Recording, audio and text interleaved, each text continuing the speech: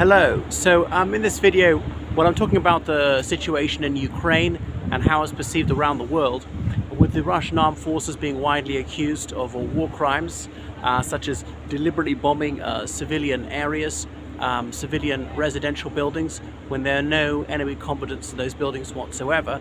So that's most certainly a war crime. It's specifically prohibited by the Geneva Convention of 1949, which the Soviet Union helped draw up, which was written in Russian, English and French, all three languages being equally authoritative. Therefore, the Russians can have no excuse for claiming they didn't fully comprehend the Geneva Convention. Deliberately targeting civilians in other ways, cutting off water, electricity and gas to several cities including Kiev, which means that the civilian population would die of thirst or else drink unsafe water and die from that very quickly. So there's been a very heavy and indiscriminate bombardment of Kiev and several other cities, but over a week into the invasion, and the Russian military has only seized one minor city, Kherson, in southern Ukraine.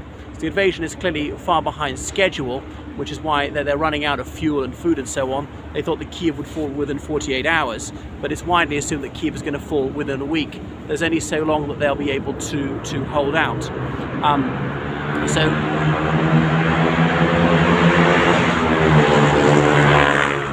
The International Criminal Court has opened an investigation into Russia's action. Now, notably, Russia has not signed up to the convention, which would allow its troops to be tried by the International Criminal Court. Many other countries have. The United Kingdom has, Republic of Ireland has, the United States, China, a few others have not.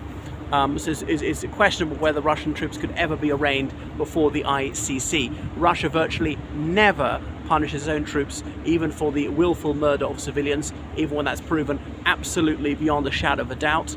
But not suggesting that all Russian soldiers are bad. In many ways, they too are luckless victims of the Putin regime.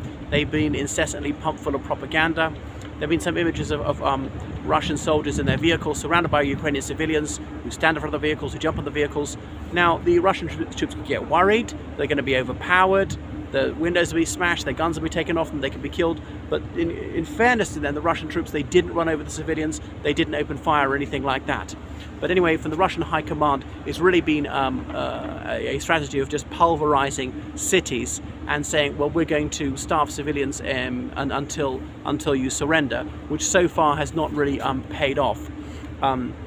But anyway, I'm afraid to say that the Russian military has a dreadful reputation for crimes against civilians, including Russian citizens in Chechnya, that southern Muslim region of Russia, where there was a rebellion from 1994 to about 2004, where several thousand Chechen civilians were deliberately killed by the Russian military. And this is confirmed by the United Nations, by Amnesty International, by many courageous Russian human rights organizations who risked life and limb to tell the truth. Obviously, plenty of Russian journalists have been murdered by their own government for fearlessly telling the plain truth. So now in Russia, it has always been a crime to protest. If you protest a first-time offense, it's a $300 fine, which is more than a month's salary for most. It's a few days in jail for a second offense, and there are longer sentences for those who persist. You can lose your job for protesting even first time. So that's why there have not been many anti-war protests. About 7,000 people have been arrested for anti-war demonstrations. And the Russian media is only allowed to report on this conflict using official Russian sources. Using anything else is punishable by up to 15 years in prison. So Putin really is returning to Stalinism in that regard and calling his enemies Nazis. But as he's absolutely dehumanized them, it seems that really the gloves are off. For him, this is a fight with absolutely no holds barred. There is no legal limit, there's no ethical limit to what he won't do. Obviously, the Russian military has used chemical weapons many, many times in Syria, has deliberately murdered thousands of civilians in Syria. So the reason why chemical weapons are illegal is because they're undiscriminating. They kill everyone in the whole area, combatants and non-combatants. Other things, cluster munitions have been used in Ukraine, which were banned by an international convention in 2008. Although it's suspected that Ukraine has them as well. So the whole situation is not good as the conflict carries on. Putin may grow even more frustrated, may use more drastic measures. Russian military doctrine arouses the use of tactical nuclear weapons as a nuclear weapon not to destroy the whole country, but maybe to destroy a whole city. And if he doesn't achieve quick victory, he may resort to that. He's darkly put his nuclear weapons forces on high alert. So he's also signaling to the West that should you be too helpful to the Ukrainians, maybe you'll get a dose of the old nuclear weapons. And he said a few years ago that if Russia doesn't exist, the whole world may not exist. He's false accused the United States of claiming that Siberia doesn't correctly belong to Russia. But conversely, some Russia ultranationalist politicians have said they should take back Alaska from the United States, which was held in 1867. They should take back Kazakhstan, and so on. So it's all very worrying, and what does it presage? The trouble is, Putin is surrounded by some people who are even worse than he is.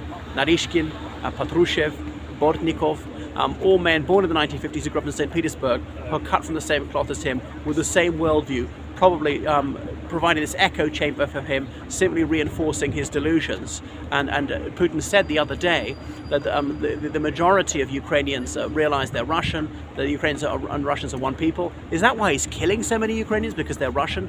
Why are they fighting back so ferociously? They clearly don't believe they're Russian. He says only a few of them have been duped by extreme nationalist Nazi propaganda. So Putin claims anyone who doesn't agree with him is a Nazi, and as they're so utterly evil, well, there's no limit to what he can't do against them. So it's all deeply troubling. He really seems to have lost his marbles, but there's no one within his camarilla who's going to talk sense to him, who's going to restrain him.